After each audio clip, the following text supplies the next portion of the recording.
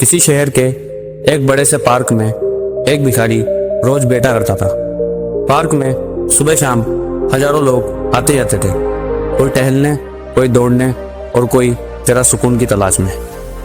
भिखारी वहीं कोने में बैठा लोगों से कुछ सिक्के मांगकर अपना पेट भरता था। उसकी जिंदगी रोज ऐसे ही बीत रही थी, वही जगह, वही चेहरा, वही रूटीन और वही इंतजार। एक दिन की बात है, जब वो भीख मांग रहा था तब उसकी नज़र एक ऐसे शख्स पर पड़ी जिसका कद लंबा था, साफ सुथरे कपड़े थे और आंखों में आत्मविश्वास था।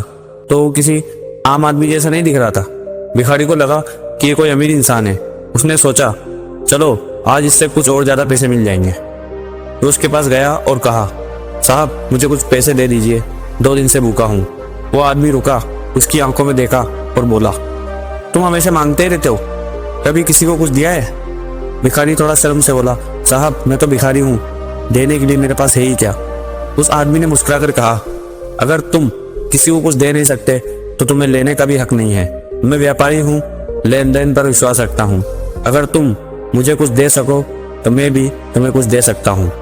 इतना कहकर वो आदमी वहां से चला गया। लेकिन उस एक लाइन ने भिखारी के अंदर जैसे भूचाल ला दिया। वो पूरी रात उसी बात को सोचता रहा, मैं किसी को क्या दे सकता हूँ, मेरे पास तो खुद के लिए कुछ नहीं है।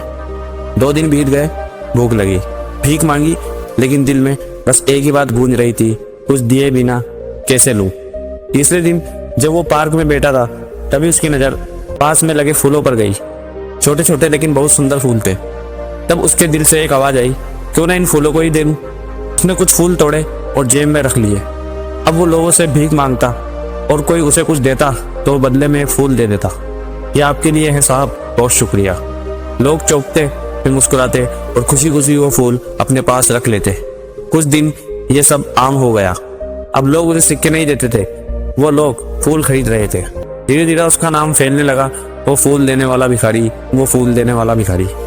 अब वो फूलों को इकट्ठा करता, सहेजता और सुबह शाम पार्क पहुंच जाता। एक दिन फिर वही अमीर आदमी पार्क में दिखा। ये मुलाकात भी उनकी अचानक हुई। भिखारी दौड़ता हुआ उसके पास आया और बोला, साहब आज आपके लिए फूल है, बदले में कुछ दीजिए।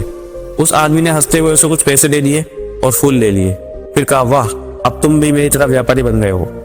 भिखारी की आंख भर आई, उसकी सोच बदल चुकी थी। अब वो सिर्फ भीख नहीं ले रहा था, वो अपने फूलों का मूल्य ले रहा था। वो जान चुका था कि दुनिया में देने वालों को ही सबसे ज्यादा मिलता है। फिर वो पार्क से गायब हो गया। हफ्ते महीने बीत गए, कोई नहीं जानता था कि वो कहाँ गया। 6 महीने बाद उसी शहर के एक बड़े होटल के बाहर 2 सूट बूट वाले लोग एक दूसरे से टकरा गए। एक ने कहा, क्या आपने मुझे पहचाना? दूसरा बोला, नहीं, शायद हम पहली बार मिल रहे हैं। पहला व्यक्ति मुस्कुराया और कहा, हम 2 बार पहले भी मिल चुके हैं। पहली बार आपने मुझे कुछ देने से मना किया था और दूसरी बार जब मैंने आपको फूल दिए थे। मैं वही भिखारी हूँ। दूसरा व्यक्ति हैरान रह गया, लेकिन अब तुम इतने अच्छे कपड़ों में। वो हंसता हुआ बोला, अब मैं फूलों का व्यापारी हूँ। उस दिन मुझे बताया था इस दुनिया में लेने से पहले देना होता है, और दूसरी बार मुझे बताया गया कि अब मैं भिखारी नहीं, व्यापारी बन चुका हूँ। लोग मुझे भीख नहीं दे रहे थे, बल्कि मेरे फूलों की कीमत चुका रहे थे। अगर अपनी नज़रों में मैं खुद को भिखारी समझता रहता तो शायद आज मैं वही होता। लेकिन मैंने अपनी सोच बदली और सब बदल गया। दोनों व्यापारी अब खुश थे और दोनों अपने अपने व्यापार की बात करते हुए आगे बढ़ गए। दोस्तों, इस कहानी से हमें जिंदगी की पूरी दिशा मिल जाती है। इसमें जो अमीर व्यापारी था वो गिव एंड टेक का असली नियम जानता था। वही सिंपल सा नियम जिसे दुनिया के बड़े बड़े बिजनेसमैन लोग अपने बिजनेस में इस्तेमाल करते हैं। उस एक नियम ने भिखारी को भी सिखा दिया कि जिंदगी में कुछ हासिल करना है ना तो लेन देन का नियम अपनाना पड़ेगा।